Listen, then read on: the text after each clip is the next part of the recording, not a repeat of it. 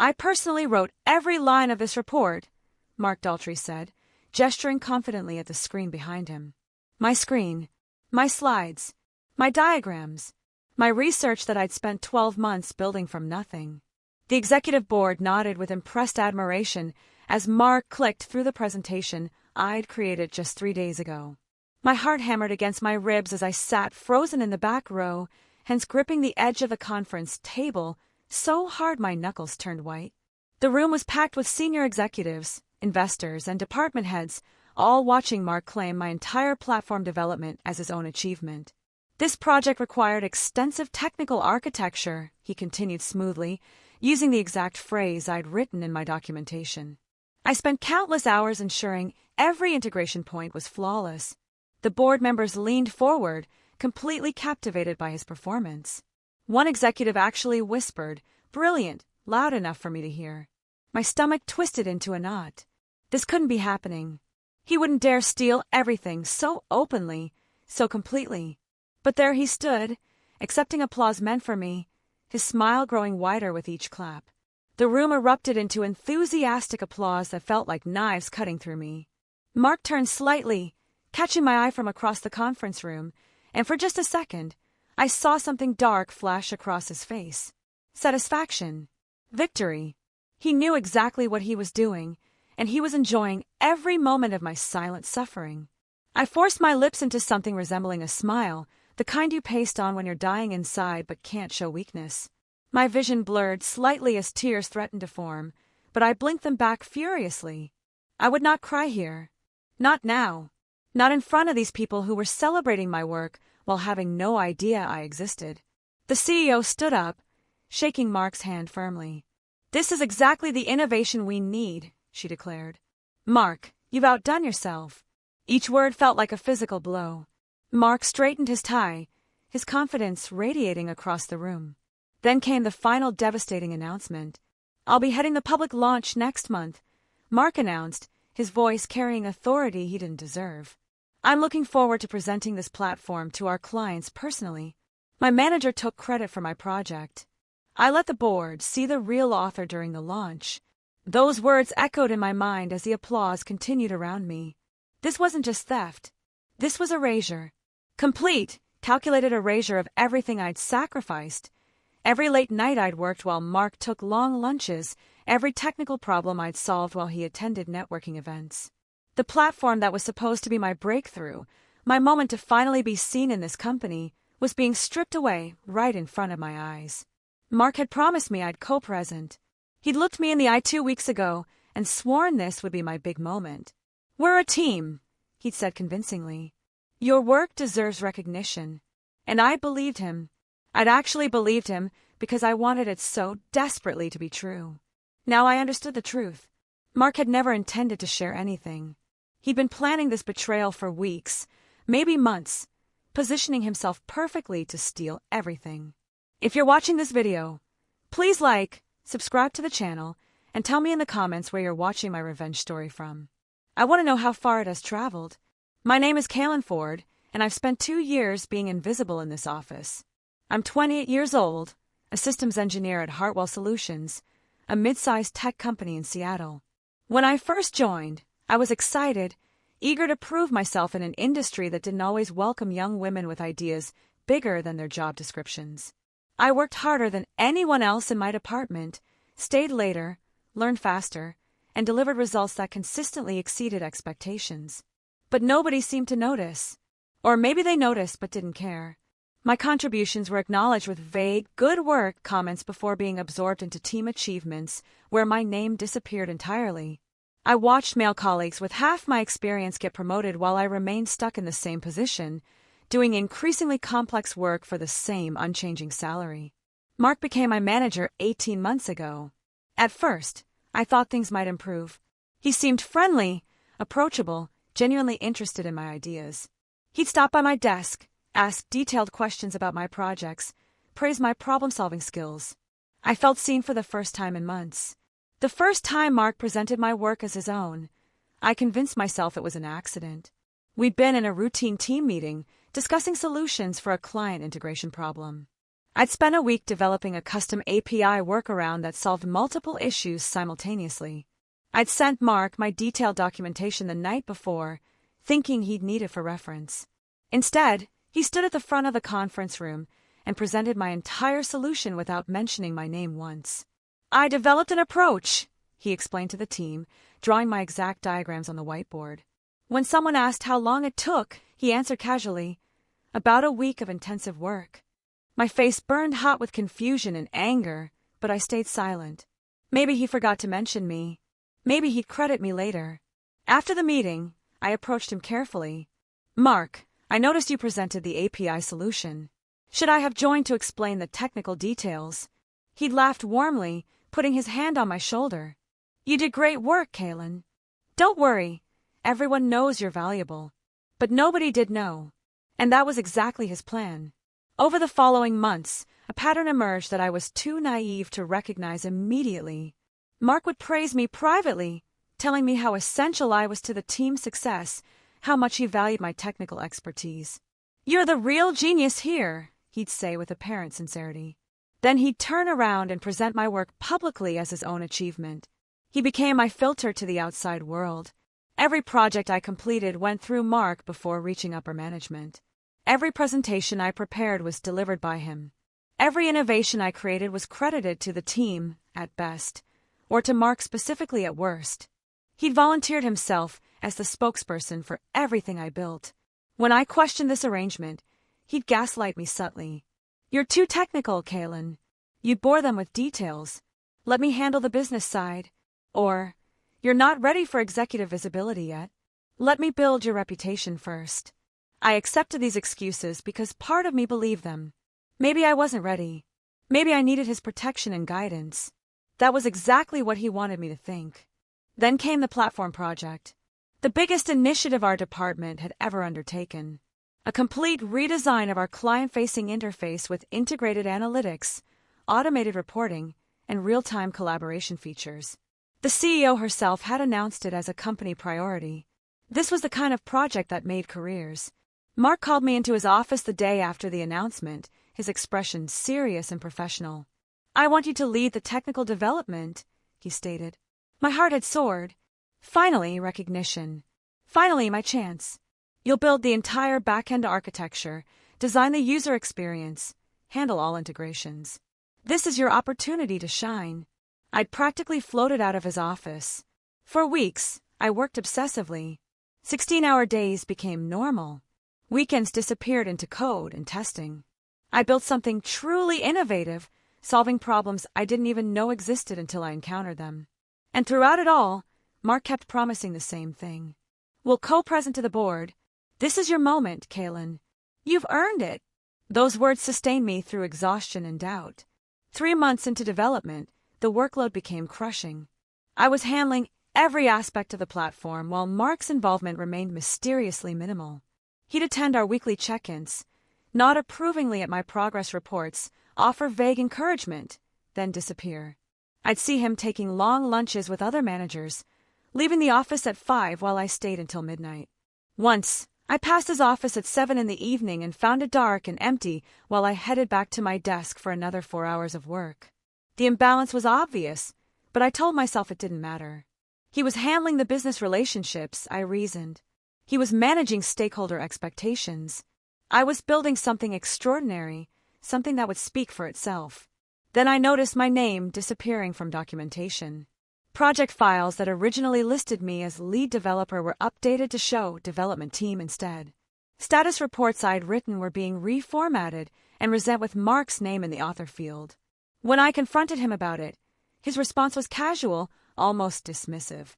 "Just administrative cleanup. Don't worry about formatting, focus on the actual work." I tried pushing back, gently at first. "Mark, I think there might be some confusion about who's building what. My name isn't appearing on any of the official project documentation." He'd looked at me with what seemed like genuine concern, his brow furrowing in that practiced way that suggested deep thought. "Kaylin, are you feeling underappreciated?" he asked, his tone shifting to something therapist-like. "Because that's not healthy. This isn't about individual recognition. We're a team." When I persisted, Explaining that I just wanted accurate attribution, his demeanor changed.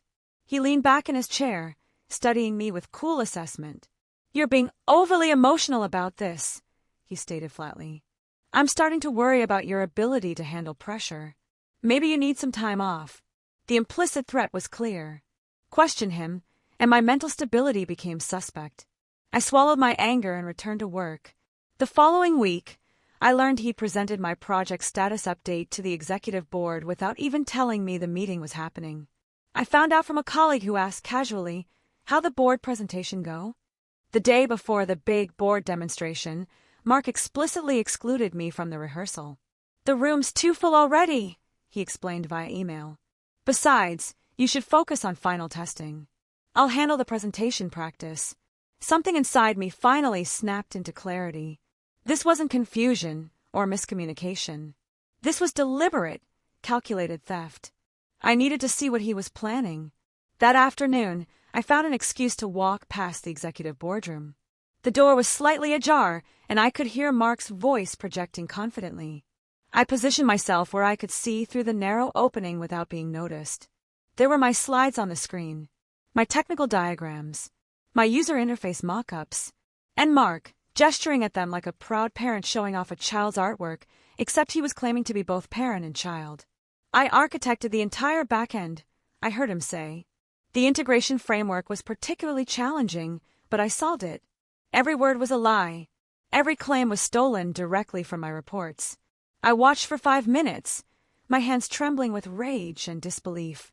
As I stood frozen outside that conference room, someone touched my elbow gently. I turned to find Patricia Chun, one of the board assistants, looking at me with knowing sympathy. "You're Kaylin Ford, right?" she asked quietly. I nodded, unable to trust my voice. "Aren't you the one who actually built this platform? I've seen your name on all the original technical specifications and development logs." My heart stopped. Someone had noticed. Someone actually knew the truth. I started, then hesitated. What could I say? Accusing my manager of theft without proof would make me look bitter, vindictive, unprofessional. Patricia seemed to read my mind. "I'm not asking you to say anything," she assured me. "I just wanted you to know that some of us pay attention to who actually does the work around here." She walked away before I could respond, leaving me standing alone in the hallway with a dangerous, new possibility forming in my mind. Someone knew. The truth was visible to people who bothered to look. Maybe I didn't need to destroy Mark. Maybe I just needed to let the truth reveal itself. That night, I sat at my kitchen table with my laptop, a notebook, and a decision to make. I could expose Mark immediately, send emails to HR, or the board showing evidence of his theft. But that approach felt reactive, desperate. It would become a he-said-she-said situation where Mark's position and confidence would outweigh my protests. Or I could wait. I could play the long game. I could let Mark hang himself with his own arrogance. The board meeting was scheduled for the following morning, but the real event was the public launch happening 4 weeks later. That launch would include a live demonstration of the platform in front of investors, clients, major stakeholders, and the entire executive team. Mark had already announced he'd be running the demonstration personally. The problem was that Mark didn't actually understand the platform. He'd never built anything himself. He knew the surface features, the marketing language, the business value proposition. But the technical architecture, the integration logic, the underlying systems that made everything work. He was clueless. I'd noticed it in our meetings when technical questions arose. He'd stumble, deflect, or simply ask me to explain later. Now I was going to use that weakness strategically. Over the next few days, I documented every gap in Mark's knowledge. During our team meetings, I'd watch him struggle to explain basic functionality. When developers asked technical questions, he'd give incorrect answers that I'd have to quietly correct afterward. He couldn't explain how the authentication system worked. He misunderstood the database architecture. He described integration points backward.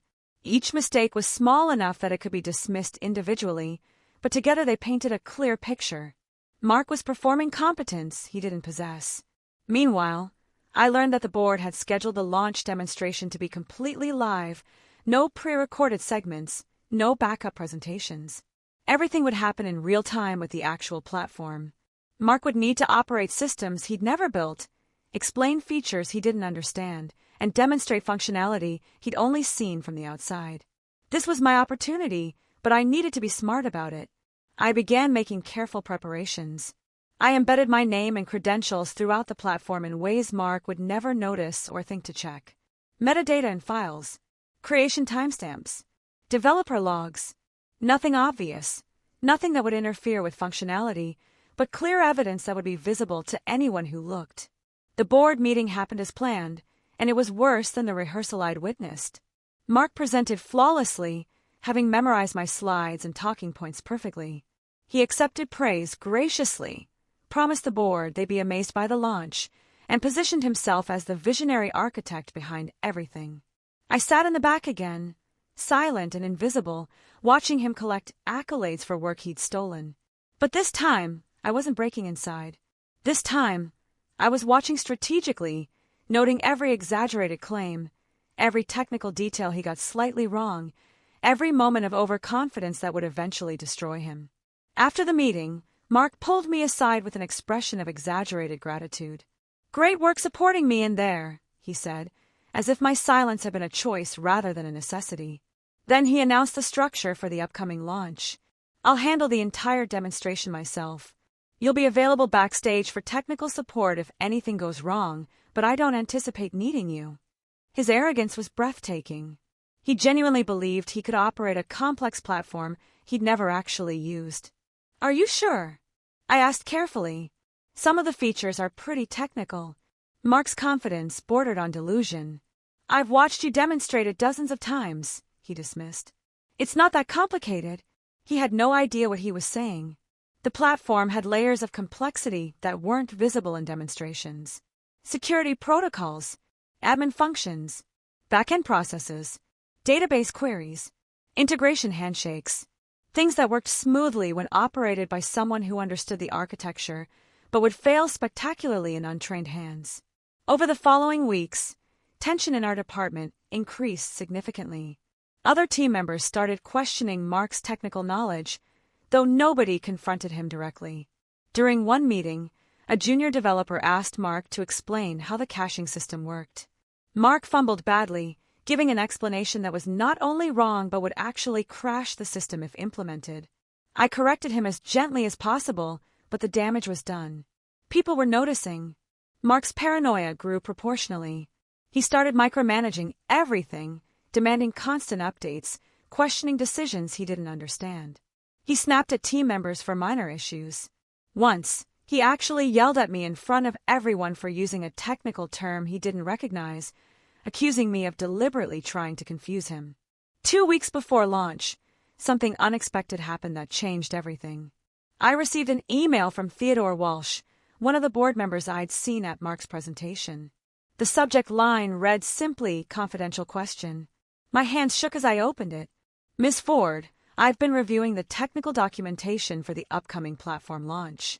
Your name appears extensively in the development logs and code comments, yet you weren't mentioned at all during the board presentation. I'm curious about the actual structure of the development team. Would you be available for a brief, confidential conversation?" This was the moment. I could expose everything immediately, or I could stay strategic. I chose strategy. My response was carefully neutral. "Mr. Walsh, I'm happy to discuss the development process. However, I think the platform itself will answer most questions during the live demonstration. I'd prefer to let the work speak for itself." His reply came within an hour. "Interesting response. I appreciate your professionalism. I'll be watching the launch demonstration very carefully." The implication was clear. Someone on the board suspected the truth and was now actively looking for proof. I didn't need to destroy Mark anymore. I just needed to let him be himself in front of people who were now paying attention. The night before launch, I couldn't sleep. My mind raced through every possible scenario, every potential outcome. Part of me wanted to warn Mark to prevent the disaster I knew was coming. That was the part of me that still believed in fairness, that thought everyone deserved a chance to succeed. But the larger part remembered every stolen achievement, every lie, every moment he'd made me feel small and worthless. He'd made his choices repeatedly and deliberately. Now he'd face the consequences. At 2 in the morning, my phone lit up with a text from Mark. Remember, don't say anything during the launch tomorrow. I'll handle all questions and demonstrations. You're just there for technical backup if systems fail. Don't make me look bad. The audacity was stunning. He was still trying to control me, to keep me silent, even as he walked toward inevitable disaster. I responded simply, "Understood." At 6, I got up, showered, and dressed in my best professional outfit. Today would change everything. Today, the truth would finally reveal itself in the most public, undeniable way possible. And I would be ready. The launch venue was impressive. Hartwell Solutions had rented the grand ballroom of downtown Seattle's newest conference center. The stage featured massive screens, professional lighting, and seating for over 300 people. Investors filled the front rows. Major clients and potential customers occupied the middle sections. Board members sat prominently on the left side. Our entire company watched from the back. Media representatives lined the walls with cameras ready. This was supposed to be Hartwell's big moment, the announcement that would position us as serious competitors in our industry. And Mark was everywhere, shaking hands, laughing confidently, soaking in attention like it was his natural element. He wore an expensive suit I'd never seen before, probably purchased specifically for this occasion. His hair was perfectly styled. His smile was practiced and politician perfect. Several times, people asked where the development team was, and Mark gestured vaguely toward the back where I stood with our technical crew. "Brilliant people," he'd say generously. "Couldn't have done it without them." But he never mentioned names, never pointed me out specifically. I remained invisible even in a room specifically gathered to celebrate work I'd created. The presentation began smoothly. Mark took the stage to enthusiastic applause, welcomed everyone warmly, and launched into his prepared remarks about innovation, transformation, and Hartwell's vision for the future. He was a natural performer, confident and engaging. For the first 20 minutes, everything went exactly as he'd practiced. He described the platform's features, showed carefully selected screenshots, explained the business value proposition. The audience was impressed and attentive. Then came the technical demonstration, the moment where Mark would actually operate the platform live. He confidently pulled up the login screen on the massive display. I watched from the side of the stage, my heart pounding. This was it. Mark typed in the generic admin credentials we used for demonstrations. The system rejected them. He tried again, more carefully this time. Rejected again. Confusion flickered across his face, quickly replaced by a forced smile. "Technical difficulties," he joked, getting a polite laugh. What Mark didn't know was that I'd updated the security protocols 2 days ago, a routine enhancement I'd mentioned in an email he clearly hadn't read. The generic credentials no longer worked. Only developer-specific logins functioned now, including mine. Mark tried several more combinations, his confidence visibly cracking. Sweat appeared on his forehead under the stage lights. Whispers started in the audience. He turned to look at me desperately, silently begging for help. I stayed where I was, unmoving. This was his demonstration, his moment, his platform, according to him. Then came the question that changed everything. Theodore Walsh stood up in the board section. "Mark, perhaps we could hear from the engineer who actually built the platform? Someone who might know the current login credentials." The room went silent. Mark's face drained of color. "I built this," he insisted, his voice tight. The credentials must have been changed without my knowledge." His own words condemned him. An executive who'd personally written every line of code would know about security updates. Walsh pressed further. "The technical documentation lists Kaylin Ford as the lead architect and primary developer. Is she available?" Every eye in the room turned to me. Mark opened his mouth, but nothing came out. His carefully constructed fiction was collapsing in real time. I stepped forward calmly, my hands steady despite my racing pulse. "I can help," I said quietly, my voice carrying across the suddenly silent room. I walked to the demonstration computer, feeling 300 pairs of eyes tracking my movement. Mark stood frozen beside me, his whole body radiating panic. I entered my credentials, smoothly. The system welcomed me by name. "Welcome back, Kaylin Ford, lead developer." The words appeared prominently on the massive screen for everyone to see. A collective murmur rippled through the audience. I navigated to the admin panel, and the screen immediately displayed detailed metadata. Creation dates, development logs, code comments, file histories, every single item attributed to me, timestamped across 12 months of work. This platform represents approximately 1,400 hours of development, I explained, my voice growing stronger. I built the back-end architecture, designed the integration framework, created the user interface, and implemented all security protocols. I demonstrated features Mark had claimed to create, explaining technical details he'd never understood. I showed the database structure, the API endpoints, the caching logic, the authentication system. With each explanation, Mark's lies became more obvious. Board members leaned forward, their expressions shifting from confusion to understanding to something harder. Anger. "Mr. Daltrey," Theodore Walsh said, his voice cold, "would you like to explain why you presented this platform as your own work when the evidence clearly shows otherwise?" Mark tried to defend himself, his words tumbling out desperately. "I managed the project. I provided oversight. The vision was mine. Kalen was just implementing my ideas." His excuses sounded pathetic even to him. I pulled up a document on the screen, one I'd prepared specifically for this moment. It was a detailed project timeline showing every milestone, every decision, every innovation. My name appeared on everything significant. Mark's name appeared only on approval signatures and status reports.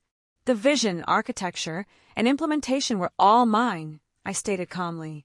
Mark's involvement was limited to weekly status meetings where I explained my progress.